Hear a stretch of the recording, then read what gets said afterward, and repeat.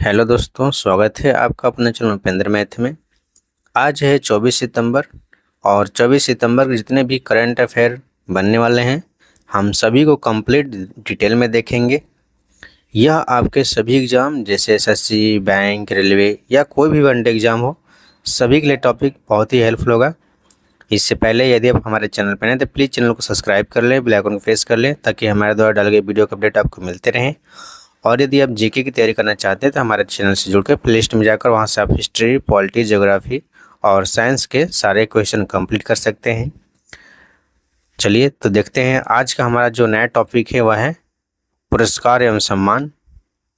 पुरस्कार और सम्मान का जितने भी इम्पोर्टेंट करंट अफेयर है हम सभी को आज देखेंगे, सभी का रिविजन करेंगे। तो चलिए स्टार्ट करते हैं आज का सेशन। आज का हमारा पहला क्वेश्चन है, हाल ही में विश्व कानून कांग्रेस सम्मान 2025 पाने वाले पहले भारतीय वकील कौन बने हैं? तो वह बने हैं भुवन रिभु।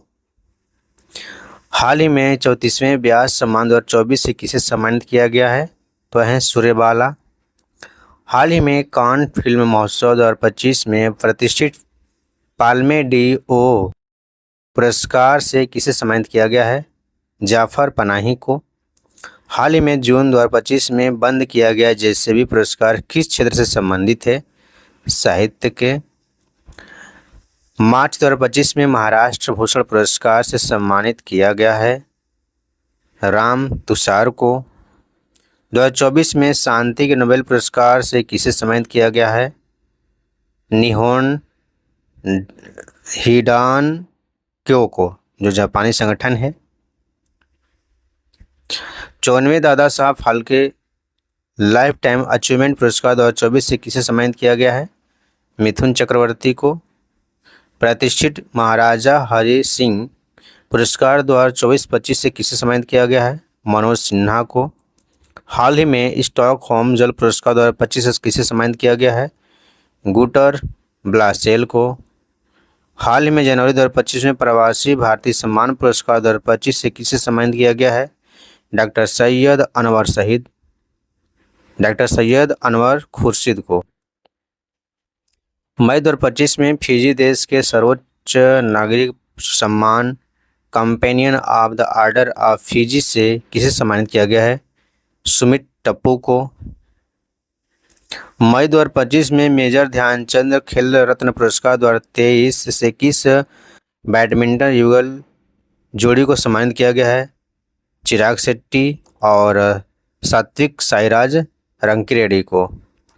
जादूगरों का ऑस्कर कहे जाने वाले FISM world champion of magic 2025 में बेस्ट मैजिक क्रिएटर अवार्ड जीतने वाली भारत की पहली कलाकार कौन बनी है? सुहानी शाह। संयुक्त राष्ट्र जनसंख्या पुरस्कार 2025 किसे सम्मानित किया गया है? वर्षा देश पांडे को। मार्च 2025 में अंग्रेजी भाषा श्रेणी में साहित्य अकादमी अनुवाद पुरस्कार 2024 से किसे सम्मानित किया गया है? अनिसुर रहमान को। हाल ही में मार्च 2025 में नॉर्वे देश का होलवर्ग पुरस्कार 2025 किसे प्रदान किया गया है? गायत्री चक्रवर्ती स्पिवाक को। हाल ही में लीजेंड ऑफ एंडोस्कोपी पुरस्कार 2025 से किसे सम्मानित किया गया है? डॉक्टर डी नागेश्वर रेड्डी को। किस भारतीय अमेरिकी गायिका और उद्यमी ने एल्बम त्रिवेणी के लिए 67वां ग्रैमी पुरस्कार जीती है? तो वह है चंद्रिका टंडन। प्रिक्स वर्साय पुरस्कार 2025 में किस हवाई अड्डे को विश्व का सबसे सुंदर हवाई अड्डा घोषित किया गया है? यांताई पेंगलाई अंतर्राष्ट्रीय हवाई अड्डा, चीन। World press photo of the year पुरस्कार 2025 से किसे सम्मानित किया गया है? समर अबू एलॉफ को। हाल ही में वर्ष 2025 में कितने लोगों को पद्म पुरस्कार दिए गए हैं? 139। 97वें अकादमी पुरस्कार 2025 में सर्वश्रेष्ठ फिल्म का पुरस्कार किस फिल्म को प्रदान किया गया है? एनोरा को। एबेल पुरस्कार 2025 से किसे सम्मानित किया गया है? मासाकी काशिवारा को। हाल ही में जुलाई 2025 में किस भारतीय लेखिका को पेन अनुवाद पुरस्कार से सम्मानित किया गया है? गीतांजलि श्री को। हाल ही में हॉलीवुड वॉक ऑफ फेम पर स्टार से सम्मानित होने वाली पहली भारतीय कौन बनी है? दीपिका पादुकोण। हाल ही में द लकी वंस पुस्तक के लिए शक्ति भट्ट पुरस्कार 2025 से किसे प्रदान किया गया है? जरा चौधरी को। हाल ही में मानसिक स्वास्थ्य पुरस्कार 2025 से किसे सम्मानित किया गया है? साइमा वाजेद को। हाल ही में चेंज यानी कि लकड़ी की मूर्ति के लिए प्रतिष्ठित ललित कला पुरस्कार 2025 से किसे सम्मानित किया गया है? प्रेमचंद्र मुखर्रम बम को। अगस्त 2025 में भारत के किस हवाई अड्डे के नए टर्मिनल को अंतर्राष्ट्रीय वास्तुकला पुरस्कार 2025 मिला है? गोपीनाथ बारदोलाई अंतर्राष्ट्रीय हवाई अड्डा गुवाहाटी। हाल ही में भारत की महिला नेतृत्व वाली किस पहल को प्रतिष्ठित संयुक्त राष्ट्र विकास कार्यक्रम द्वारा इक्वेटर पुरस्कार 2025 सम्मानित किया गया है? तो बीबी फातिमा स्वयं सहायता संघ। पाटा गोल्ड अवार्ड 2025 में मोस्ट एंगेजिंग सोशल मीडिया अभियान श्रेणी में स्वर्ण अवार्ड किस राज्य की पर्यटन विभाग को मिला है? केरल को। हाल ही में 71वें राष्ट्रीय फिल्म पुरस्कार में सर्वश्रेष्ठ अभिनेता का पुरस्कार किसने जीता है? शाहरुख खान, विक्रांत मैसी। हाल ही में किस राज्य की झांकी ने गणतंत्र दिवस परेड में सर्वश्रेष्ठ झांकी का पुरस्कार जीता है? वह है उत्तर प्रदेश। जनवरी 2025 में किन खिलाड़ियों को मेजर ध्यानचंद खेल रत्न पुरस्कार से सम्मानित किया गया है? तो वह है मनु भाकर, डी गुकेश, हरमनप्रीत सिंह, प्रवीण कुमार। हाल ही में दीनानाथ मंगेशकर पुरस्कार 2025 से किसे सम्मानित किया गया है? कुमार मंगलम बिड़ला को। हाल ही में सर्वाधिक प्रभावशाली पर्यावरणविद पुरस्कार 2025 से किसे सम्मानित किया गया है? आचार्य प्रशांत को। हाल ही में मार्च 2025 में गोल्ड मर्करी अवार्ड 2025 से किसे सम्मानित किया गया है? दलाई लामा को। आर्द्रभूमि के विवेकपूर्ण उद्योग श्रेणी में वार्षिक प्रतिष्ठित रामसर पुरस्कार 2025 जीतने वाली पहली भारतीय कौन बनी है? जयश्री वेंकटेश। असम के राज्यपाल लक्ष्मण प्रसाद आचार्य ने राज्य का सर्वोच्च नागरिक पुरस्कार असम वैभव 2024 किसे प्रदान किया गया है? राणा प्रताप कलिता को। राष्ट्रपति द्रौपदी मुर्मू को किस देश के लिस्बन शहर की प्रतिष्ठित सम्मान की कुंजी प्रदान की गई है? पुर्तगाल में। जून 2025 में जैन समाज ने किसे धर्म चक्रवर्ती सम्मान से सम्मानित किया गया है? वह है नरेंद्र मोदी। हाल ही में प्रधानमंत्री नरेंद्र मोदी को किस देश के सर्वोच्च नागरिक सम्मान मिश्रा विभूषण 2025 से सम्मानित किया गया है? श्रीलंका के। हाल ही में वर्ष 2025 में किसे 34वें सरस्वती सम्मान 2024 से सम्मानित किया जाएगा? भद्रेश दास स्वामी। हाल ही में मई 2025 में 98वें ज्ञानपीठ पुरस्कार से किसे सम्मानित किया गया है? गुलजार जगतगुरु रामभद्राचार्य। हाल ही में विश्व खाद्य पुरस्कार 2025 से किसे सम्मानित किया गया है? Doctor Mariangela हंगरिया। हाल ही में प्रित्जर वास्तुकला पुरस्कार 2025 से किसे प्रदान किया गया है? लियू जियाकुन को।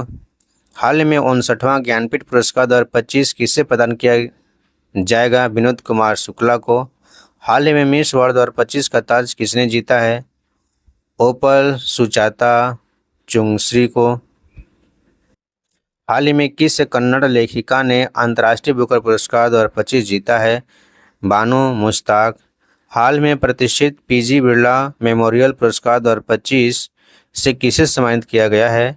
डॉक्टर बी नारायणन को। हाल ही में जुलाई 2025 में अर्जेंटीना द्वारा नगर की प्रतीकात्मक चाबी सम्मान किसे प्रदान किया गया है? नरेंद्र मोदी को। अगस्त 2025 में पहले खाद्य एवं शक्ति के लिए वैश्विक MS स्वामीनाथन पुरस्कार से किसे सम्मानित किया गया है? एडेमोला एंडेले को। हाल ही में प्रतिष्ठित रेमन मैग्सेसे पुरस्कार 2025 जीतने वाली पहली भारतीय संस्था कौन बनी है? Educate girls. सितंबर 2025 में दादा साहब फाल्के पुरस्कार 2023 से किसे सम्मानित किया गया है? तो मोहनलाल को। किस प्रख्यात लेखक को प्रो बीके गोकक पुरस्कार 2025 से सम्मानित किया जाएगा? आनंद वी पाटिल को। किस भारतीय फिल्म निर्माता ने 22वें वेनिस अंतर्राष्ट्रीय फिल्म महोत्सव 2025 में सर्वश्रेष्ठ निर्देशक का पुरस्कार जीता है? अनुप्रिया राय। अमेरिका के पूर्व राष्ट्रपति बराक ओबामा ने किस डॉक्यूमेंट्री के लिए आउटस्टैंडिंग नरेटर श्रेणी में एमी पुरस्कार जीता है? तो आवर ओशंस। तो आज का रिवीजन जो हमारा टॉपिक था पुरस्कार और सम्मान, उसका रिवीजन हो चुका है। अब हम कल के जो क्वेश्चन थे उनका रिवीजन कर लेते हैं। पहला क्वेश्चन है, हाल ही में विश्व गुलाब दिवस कब मनाया गया है? 22 सितंबर को। हाल ही में लॉजिस्टिक डेटा बैंक 2.0 का विकास किसने किया है? भारतीय वाणिज्यिक मंत्रालय। हाल ही में भारत में गुड्स एंड सर्विसेज टैक्स कब से लागू हुआ? 22 सितंबर 2025 से। हाल ही में विश्व गैंडा दिवस किस तिथि को मनाया जाता है? 22 सितंबर को। हाल ही में किस राज्य की चुक्तिया भुंजिया जनजाति की जायमिनी झंकार पीएचडी डिग्री प्राप्त करने वाली पहली महिला बनने का गौरव हासिल किया है? उड़ीसा की।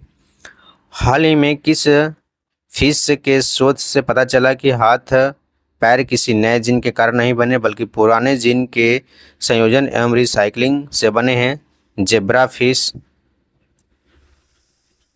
हाल ही में दादा साहब फाल्के पुरस्कार 2025 से किसे सम्मानित करने की घोषणा की गई है? मोहनलाल को। हाल ही में एशियाई कैडेट कप 2025 कहाँ आयोजित हो रहा है? हल्द्वानी में। बीमा सुगम किस डिजिटल पहल का हिस्सा है? डिजिटल सार्वजनिक और संरचना का। हाल ही में कर्नाटक के मैसूर दशहरा उत्सव उद्घाटन को लेकर कुछ विवाद है, जिससे याचिकाकर्ता ने सर्वोच्च न्यायालय में याचिका दायर कर यह आपत्ति जताई है। सर्वोच्च न्यायालय का उल्लेख किस अनुच्छेद में है? 124 में। तो हमारा डिवीजन क्वेश्चन हो गया। अब हम आज का करेंट अफेयर देख लेते हैं जो इम्पोर्टेंट है, जो आपके एग्जाम में आने की संभावना है, उसको हम देख लेते हैं। पहला क्वेश्चन है, हाल ही में 18 से 20 सितंबर 2025 को कहाँ 8वें भारत अंतर्राष्ट्रीय चाय सम्मेलन 2025 का आयोजन किया गया है? तो वह किया गया है कोच्चि में। ऑप्शन ए इसका सही उत्तर हो जाएगा। इसके बारे में जान लेते हैं। IITC 2025 भारत अंतर्राष्ट्रीय चाय सम्मेलन की 8वीं कड़ी थी, जो चाय उद्योग के हितधारकों को एकजुट करने का प्रमुख मंच है। United planters association of southern India द्वारा आयोजित इस 3 दिवसीय योजना में 10 से अधिक चाय उत्पादक और उपभोक्ता देशों से 450 से अधिक प्रतिनिधियों ने भाग लिया। सम्मेलन का विषय कल के लिए चाय पारिस्थितिकी तंत्र का नवाचार था, जो उद्योग की स्थिरता, ब्रांडिंग एवं प्रीमियमीकरण पर केंद्रित रहा। भारतीय चाय बोर्ड के बारे में जान लेते हैं। इसकी स्थापना 1953 में चाय उद्योग के नियमन एवं विकास के लिए भारत सरकार द्वारा स्थापित किया गया। इसका मुख्यालय कोलकाता में है। इसका उद्देश्य था चाय के उत्पादन वृद्धि और गुणवत्ता नियंत्रण करना, चाय के निर्यात और घरेलू बाजार का विकास करना, चाय किसानों और उत्पादकों के कल्याण के लिए नीतियां बनाना। इसका मुख्य कार्य है चाय बागानों का पंजीकरण और निरीक्षण करना, अनुसंधान और प्रशिक्षण के माध्यम से उत्पादन प्रौद्योगिकी का सुधार, भारतीय चाय का ब्रांडिंग और अंतर्राष्ट्रीय प्रचार, चाय उद्योग में कीट और रोग का नियंत्रण करना इसका मुख्य कार्य था।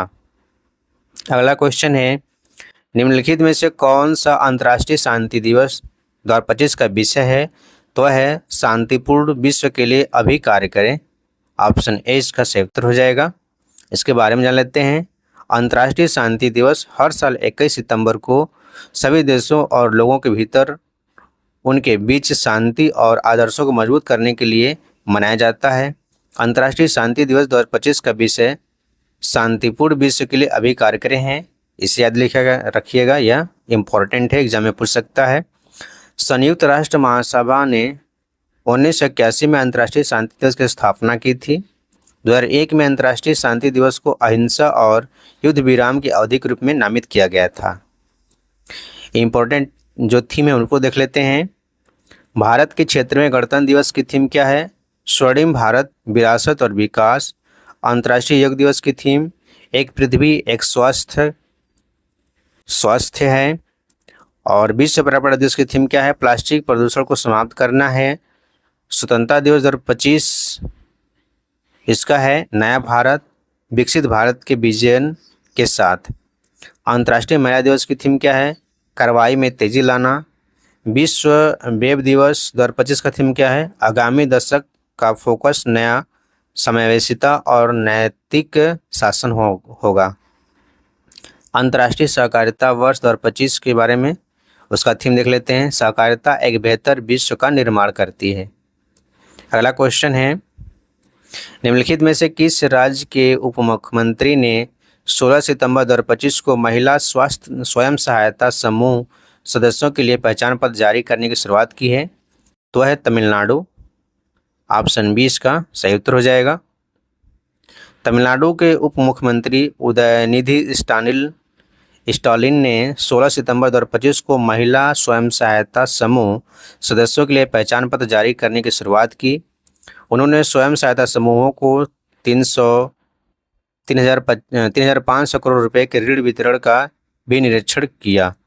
यह कार्यक्रम करपुर इंजीनियरिंग कॉलेज परिसर में आयोजित किया गया। तमिलनाडु के वर्तमान में 5 लाख से अधिक सक्रिय स्वयं सहायता समूह हैं। वहाँ के मुख्यमंत्री M.K. स्टालिन हैं। राज्यपाल RN रवि हैं। विधानसभा की सीट 234 है और लोकसभा की सीट 39 है। इसे भी याद रखिएगा। ई गवर्नेंस पर 28वें राष्ट्रीय सम्मेलन का आयोजन स्थल क्या है? तो वह है विशाखापट्टनम। ऑप्शन डी इसका सही उत्तर हो जाएगा। ई गवर्नेंस पर 28वां राष्ट्रीय सम्मेलन 22 से 23 सितंबर 2025 को विशाखापट्टनम में आयोजित किया जा रहा है। इसका आयोजन प्रशासनिक सुधार एवं लोक शिकायत विभाग, इलेक्ट्रॉनिक्स एवं सूचना प्रौद्योगिकी मंत्रालय तथा आंध्र प्रदेश सरकार द्वारा संयुक्त रूप से किया गया। सम्मेलन का विषय विकसित भारत, सिविल सेवा और डिजिटल परिवर्तन है। आंध्र प्रदेश के मुख्यमंत्री N. चंद्रबाबू नायडू और केंद्रीय मंत्री डॉक्टर जितेंद्र सिंह ने सम्मेलन का उद्घाटन किया। अगला क्वेश्चन है, मोहनलाल को डैश के लिए दादा साहब फाल्के पुरस्कार चुना गया है? तो 2023 के लिए ऑप्शन 20 का सही उत्तर हो जाएगा। इसके बारे में जान लेते हैं। मोहनलाल को 2023 के दादा साहब फाल्के पुरस्कार से चुना गया है। यह पुरस्कार 23 सितंबर 2025 को 71वें राष्ट्रीय फिल्म पुरस्कार समारोह में प्रदान किया जाएगा। मोहनलाल को भारतीय सिनेमा में उनके महत्वपूर्ण योगदान के लिए सम्मानित किया जा रहा है। 2009 में उन्हें भारतीय प्रादेशिक सेना में मानद लेफ्टिनेंट कर्नल के पद पर नियुक्त किया गया है। ठीक है, इसे भी याद रखिएगा। वैश्विक वन निधि में पहला निवेशक कौन सा देश बना है? तो वह बना है ब्राजील। ऑप्शन ए इसका सही उत्तर हो जाएगा। Brazil tropical forest forever facility में निवेश करने वाला पहला देश होगा। यह एक बहुपक्षीय वित्तपोषण तंत्र है जिसका प्रस्ताव उसने वैश्विक स्तर पर संकटग्रस्त वनों के संरक्षण के लिए रखा है। इस निवेश की घोषणा राष्ट्रपति लुइज इनासियो लूला दा सिल्वा 23 सितंबर को न्यूयॉर्क में संयुक्त राष्ट्र में करेंगे। दुबई में आयोजित 23वें UPU सम्मेलन के दौरान भारत को यूनिवर्सल पोस्टल यूनियन UPU के किन निकायों में पुनर्निर्वाचित किया गया है? तो वह है प्रशासन परिषद और डाक संचालन परिषद। ऑप्शन सी इसका सही उत्तर हो जाएगा। इसके बारे में जान लेते हैं। भारतीय यूनिवर्सल पोस्टल यूनियन की प्रशासन परिषद और डाक संचालन परिषद के लिए पुनः निर्वाचन हुआ है। यह पुनर्निर्वाचन दुबई में आयोजित 28वीं UPU कांग्रेस के दौरान हुआ। संचार मंत्रालय ने कहा कि यह भारतीय डाक में सुधारों में अंतर्राष्ट्रीय विश्वास को दर्शाता है। केंद्रीय प्रशासनिक न्यायीकरण के 10वें अखिल भारतीय सम्मेलन का उद्घाटन किसने किया है? तो वह किया है भारत के मुख्य न्यायाधीश BR गवई। ऑप्शन 20 का सही उत्तर हो जाएगा। 10वें अखिल भारतीय कैंट सम्मेलन का उद्घाटन भारत के मुख्य न्यायाधीश BR गवई ने किया। 20 सितंबर को केंद्रीय प्रशासनिक न्यायाधिकरण के 10वें अखिल भारतीय सम्मेलन का उद्घाटन भारत के BR गवई नई दिल्ली में किया गया है। कैंट को सरकारी अधिकारियों की कार्यकुशलता और न्याय तथा पहुंच के सुधार के लिए स्थापित एक मंच बताया गया है। मुख्य न्यायाधीश ने इस बात पर प्रकाश डाला है कि कैट ने अपनी स्थापना के बाद से 4 दशकों में अथक परिश्रम किया है। आत्मनिर्भर भारत के तहत भारत के बाहर पहला भारतीय रक्षा विनिर्माण संयंत्र कहाँ खोला गया है? तो वह मोरक्को में खोला गया है। ऑप्शन बी इसका सही उत्तर हो जाएगा। रक्षा मंत्री राजनाथ सिंह 22 सितंबर से मोरक्को के 2 दिवसीय आधिकारिक यात्रा पर रहे हैं। यह किसी भारतीय रक्षा मंत्री की उत्तरी अफ्रीकी देश की पहली यात्रा थी। इस यात्रा के दौरान टाटा एडवांस सिस्टम मोरक्को की बेरेकिड स्थित नई विनिर्माण सुविधा का उद्घाटन किया गया। ठीक है, अगला क्वेश्चन है, सिंगापुर में स्कूबा ड्राइविंग दुर्घटना में जुबिन गर्ग की मृत्यु हो गई। वह एक प्रसिद्ध क्या थे? तो वह एक गायक थे। ऑप्शन ए इसका सही उत्तर हो जाएगा। इनका निधन 52 वर्ष की आयु में हुआ। सिंगापुर पुलिस ने उन्हें बेहोशी हालत में समुद्र से बचाया और तुरंत अस्पताल ले जाया गया, लेकिन वो बच नहीं सके। ठीक है, कल का होमवर्क का क्वेश्चन देख लेते हैं। निम्नलिखित में से किसने डाक विभाग के साथ एक रणनीतिक समझौते पर हस्ताक्षर किए हैं? तो वह है BSNL। ऑप्शन ए इसका सही उत्तर हो जाएगा। और आज का हमारा होमवर्क का क्वेश्चन है, हाल ही में एशियाई कैडेट कप 2025 कहाँ आयोजित हो रहा है? इसका आंसर आपको कमेंट बॉक्स में करना है। तो आज के लिए इतना ही। यदि आपको वीडियो पसंद आए तो प्लीज़ चैनल को सब्सक्राइब कर लें, बेल आइकन को प्रेस कर लें, ताकि हमारे द्वारा डाले गए वीडियो का अपडेट आपको मिलते रहें। और साथ ही हमें कमेंट करें। यदि आपको किसी भी टॉपिक पर वीडियो चाहिए तो उसके लिए वीडियो हम जरूर बनाएंगे। तो आज के लिए धन्यवाद।